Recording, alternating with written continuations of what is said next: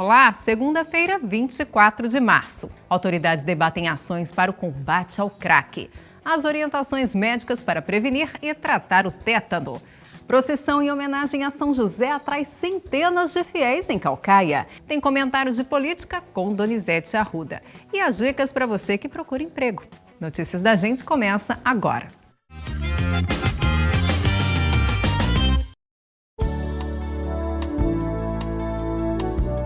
Em celebração ao dia de São José, foi realizada missa na Igreja Matriz às 17 horas e em seguida os fiéis saíram em procissão pelas ruas do município em direção ao bairro Cigana, onde fica localizada a Capela de São José. Durante os últimos dias, os fiéis que compareceram à Igreja de Nossa Senhora dos Prazeres participaram de uma programação especial. Há 9 dias é feita a novena em honra a São José, com a Santa Missa, e na comunidade da Cigana, todos os dias aconteceu também a novena, com a presença de padres e outras paróquias, com as tradicionais barraquinhas, e toda aquela manifestação do povo pedindo a chuva para o nosso Ceará. Aproximadamente 1000 pessoas compareceram à missa celebrada por Padre José. Nós vivemos hoje um momento especial na vida da igreja como um todo, até porque também São José é considerado patrono da igreja no mundo inteiro. Isso pela questão da confiabilidade, da paternidade adotiva que é imputada a ele, dada pela graça do Espírito Santo de Deus, confiado pelo Senhor, para esta realidade, para a sua missão. E a igreja entende que celebrar essa realidade é celebrar também essa mesma confiança e essa entrega. Após a missa, os fiéis saíram rezando e cantando hinos de São José.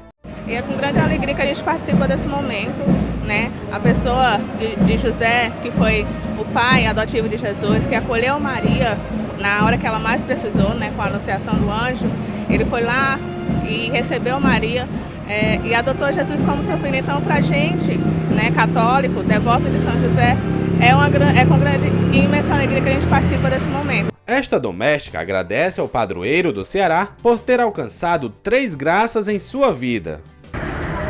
Eu já alcancei 3 graças com ele e confio alcançar mais. Quando a imagem de São José chegou ao final do cortejo, foi recebida com muita alegria e fé.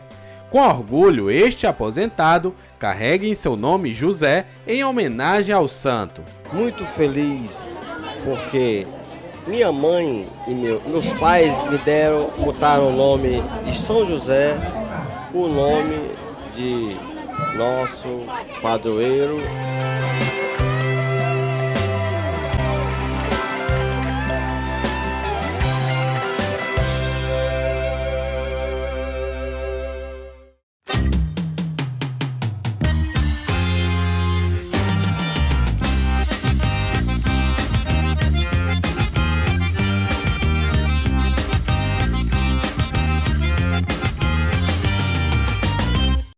Hoje, no quadro dos Bastidores da Política, não teremos a presença do apresentador Jonas Guedes. Ele volta na próxima semana. Estarei aqui com vocês sozinho para dar de conta.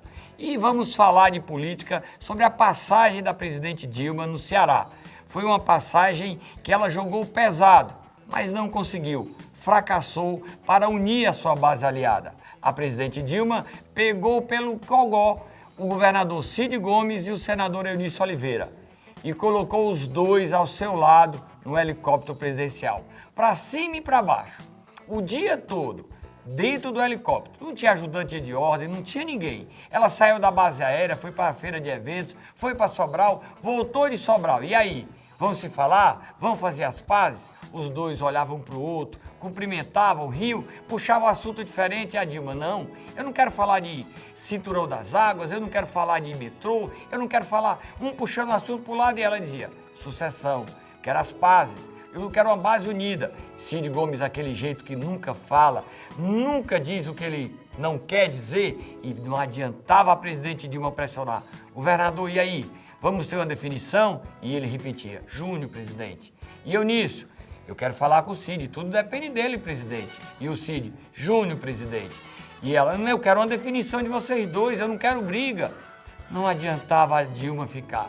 Desciam para o evento, quando voltava, começava tudo de novo. O dia todo assim, Dilma foi embora para Brasília e o fracasso ficou. Não houve jeito. Resumo da história. Dilma voltou para Brasília e não houve paz entre Cid e Eunício. O que tem de concreto é o seguinte: Dilma quer que Cid saia do governo e dispute ao Senado. Cid não é candidato ao Senado. Se ele resolver ser candidato, ele poderia ser candidato no máximo a deputado federal, porque o candidato a senador seria seu irmão, o secretário de Saúde, Ciro Gomes, que já voltou a fazer política nacional. Já foi escolhido como coordenador geral de campanha de Dilma. Um dos coordenadores gerais de campanha de Dilma. Esteve em Brasília na semana passada, ajudou a escolher o novo ministro da Integração, Francisco Teixeira, e se prepara para seu grande projeto, voltar a ser candidato a presidente em 2018. Cid não é candidato. Se for a deputado, o candidato ao Senado é Ciro. Mas hoje não é possível afirmar que Ciro será candidato, porque o PT não abre mão dessa vaga. E o PROS sem o PT só tem 40 segundos de tempo. Não poderia ter um candidato ao governo sem o PT.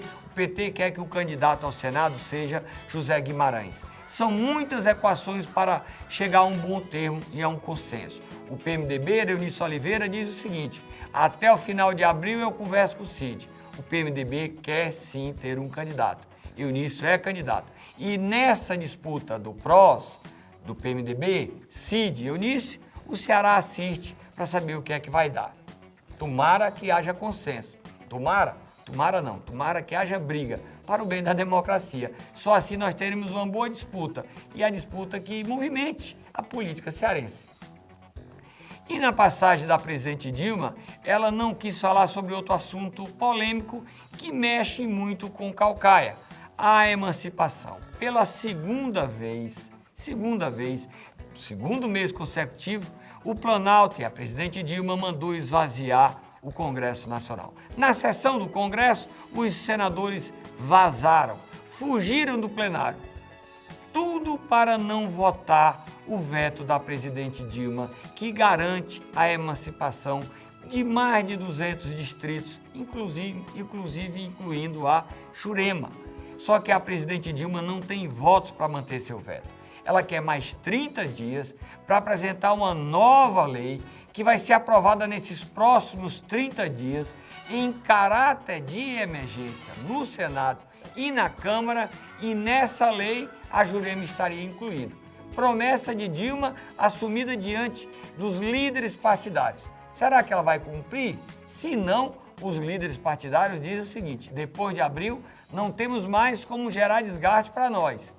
Ninguém sabe se a presidente vai cumprir, nem os líderes. Ela que teve com a sua base muito dividida, desgastada, ela já começou a resolver. Nomeou ministro, deu cargos, liberou emendas, está tudo ajeitado. Agora ela está rearrumando a casa, porque ela teme muito o efeito do Volta Lula. Ela sabe que se o Volta Lula ganhar corpo, hoje ela não impede a volta do Lula. E o maior problema dela não se encontra nos partidos aliados, e sim dentro do PT.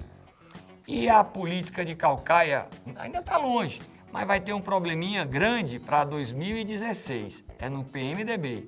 É que o ex-deputado Zé Gerardo Arruda quer manter o controle e fazer do filho Gera Arruda candidato a prefeito de Caucaia, ou da sua esposa Inês Arruda. Só que o deputado federal Danilo Forte também sonha em se reeleger e ser candidato a prefeito de Caucaia. Quem ficará com o partido depois das eleições deste ano? Danilo Forte ou Zé Gerardo Arruda? O partido vai ficar pequeno para os dois grupos. Danilo hoje é um nome nacional e acredita que com esse respaldo que tem nacionalmente, possa ser escolhido para controlar o PMDB de Caucaia. A definição sai este ano, porque todo mundo sabe que não dá para conviver Zé Gerardo Arruda e Danilo Forte, ambos querendo o sonho de administrar Caucaia nas eleições que vão disputar em 2016.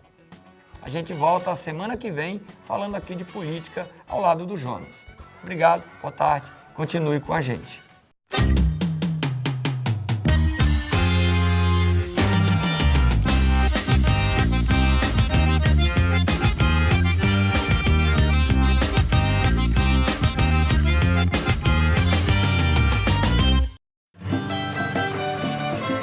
Aqui tem trabalho.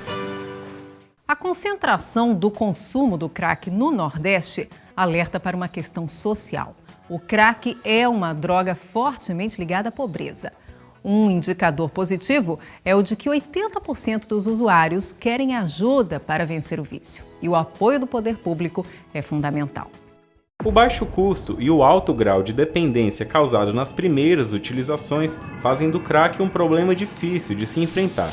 O preconceito acerca do tema também é um agravante. De acordo com a coordenadora do programa Crack é Possível Vencer no Ceará, Socorro França. A gente tem que tirar o assunto debaixo do tapete, tem que tratar do assunto, tem que olhar o dependente químico como um doente. Eu entendo que ele é um doente, tem que ser tratado como tal.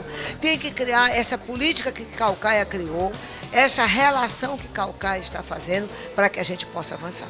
A representante do projeto aproveitou para fazer um balanço do programa no estado. Foi um ano muito rico, um ano em que nós estabelecemos um planejamento sobre o programa não só do crack, mas o álcool e todo tipo de droga. Neste ano nós conseguimos, na realidade, percorrer todos os municípios do estado do Ceará, assinarmos termos de compromisso com todos os prefeitos na prevenção, na atenção e no cuidado, principalmente dos dependentes químicos. O prefeito de Caucaia, que acompanhou a reunião, destaca a importância de iniciativas como estas para ajudar os municípios a enfrentar o problema. Nós estamos implementando várias ações em parceria com a doutora Socorro para que nós possamos amenizar o consumo do crack aqui no município de Caucaia, né? Então são várias ações que estão sendo implementadas, não só pela Secretaria de Saúde, mas Ação Social, Esporte e Juventude, Trabalho. Então todas essas secretarias estão envolvidas com o intuito de diminuir a dependência de crack que nós temos aqui em muitos jovens aqui no município de Caucaia.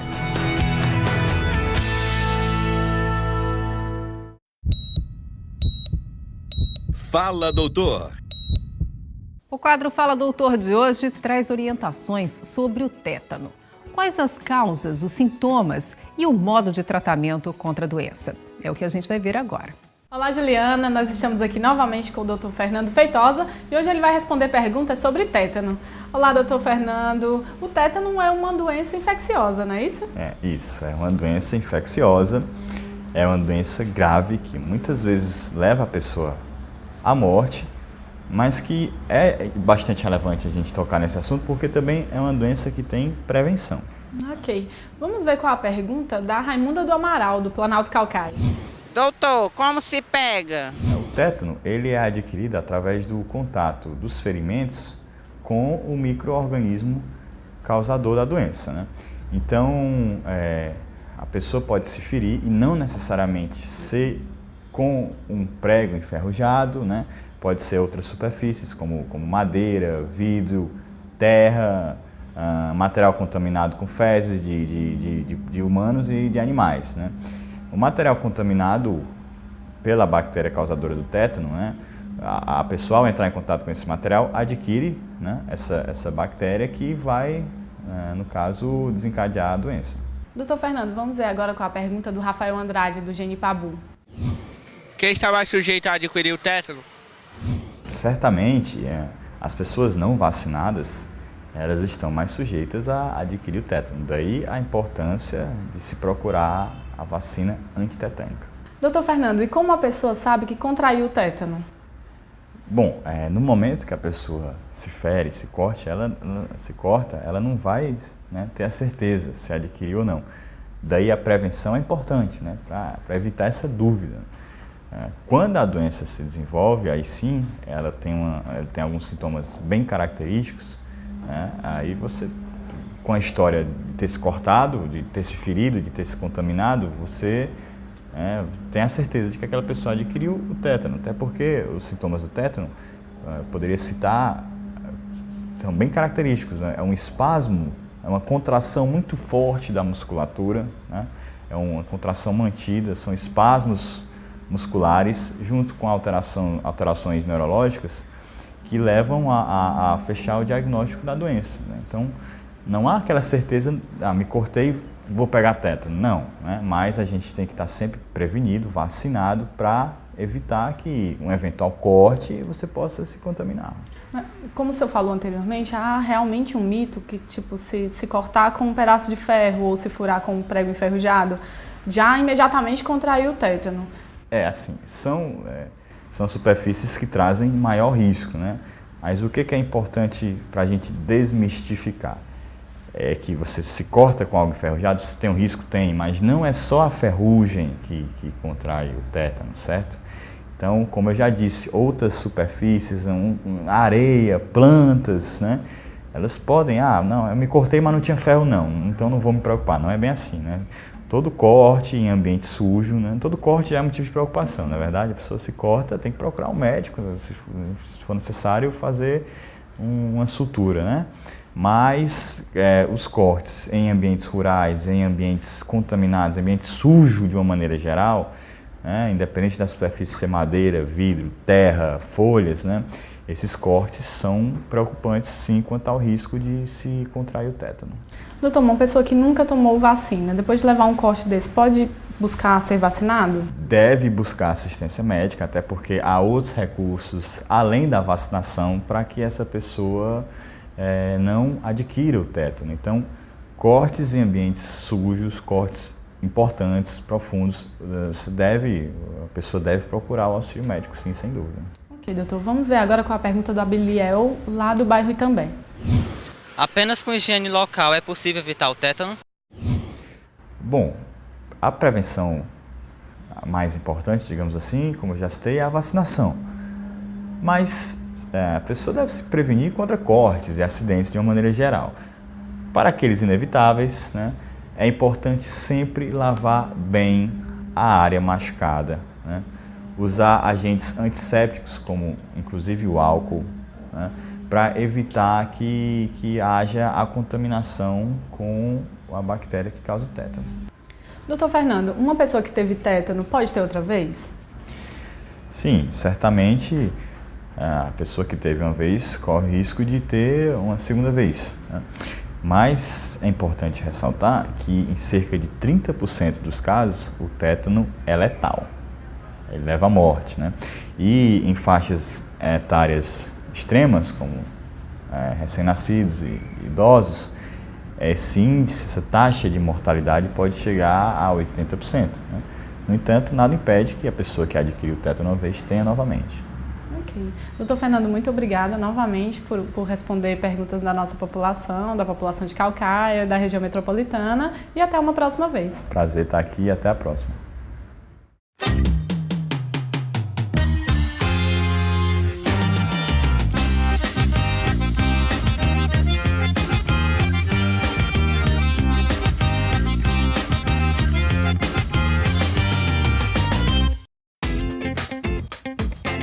Emprego Aqui.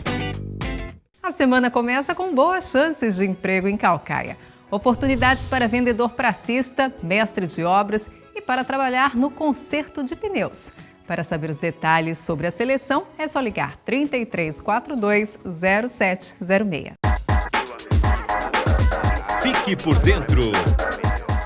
E agora as dicas de utilidade pública. Anote o telefone do Conselho Tutelar, 3342 8123. E para ter informações na autarquia de trânsito, é só ligar 3342 8070 ou então 0800 280 2929. A gente se despede por aqui, mas amanhã tem mais. E para rever as reportagens, é só visitar a fanpage Notícias da Gente no Facebook. Um ótimo início de semana para você. Até mais.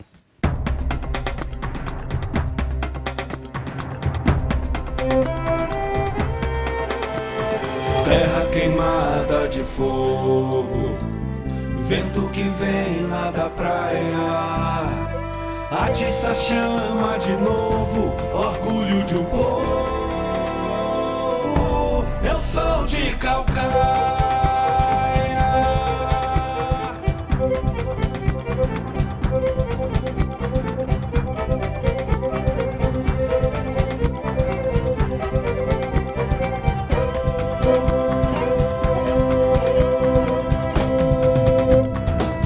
Sou do mar, sou da serra, sou fruto da terra, também sou sertão. joias, Calcaia é a dona do meu coração. Nosso lugar tá crescendo, tem gente chegando pra nos visitar. Beleza que encanta o mundo, Calcaia é a joia do meu Ceará.